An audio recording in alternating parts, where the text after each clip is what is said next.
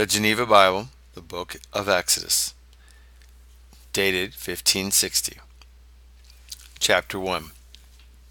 Now these are the names of the children of Israel, which came to Egypt. Every man in his household came thither with Jacob: Reuben, Simeon, Levi, and Judith; Issachar, Zebulun, and Benjamin; Dan, Naphtali, Gad, and Asher. So all the souls that came out of the loins of Jacob were 70 souls. Joseph was in Egypt already. Now Joseph died, and all his brethren, and that whole generation. And the children of Israel brought forth fruit, and increased in abundance, and were multiplied, and were exceeding mighty, so that the land was full of them. Then there rose up a new king in Egypt, who knew not Joseph. And he said unto his people, Behold, the people of the children of Israel are greater and mightier than we.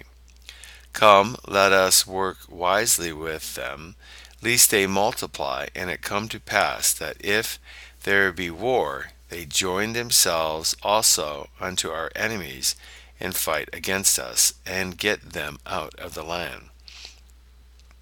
Therefore did they set taskmasters over them, to keep them under with burdens, and they built the cities of Pithom and Ramses for the treasures of Pharaoh.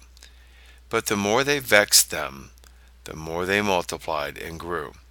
Therefore they were more grieved against the children of Israel. Wherefore the Egyptians, by cruelty, caused the children of Israel to serve. Thus they made them weary of their lives, by sore labor in clay, and in brick, and in all work in the field, with all manner of bondage, which they laid upon them most cruelly.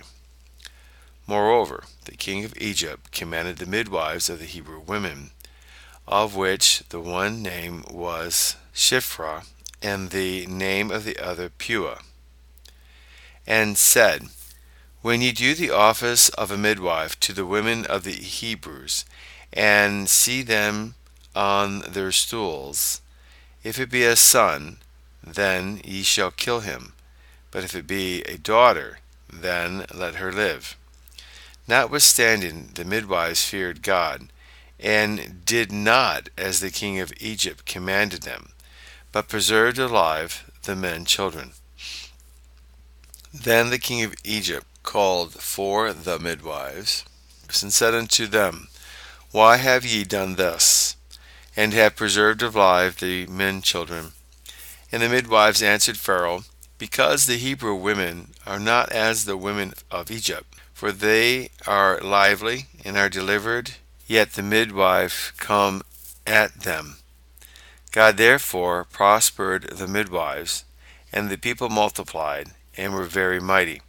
And because the midwives feared God, therefore he made them houses. Then Pharaoh charged all his people, saying, Every man-child that is born cast ye into the river, but reserve every maid-child alive. End of chapter 1, having been read by Peter John Paresis.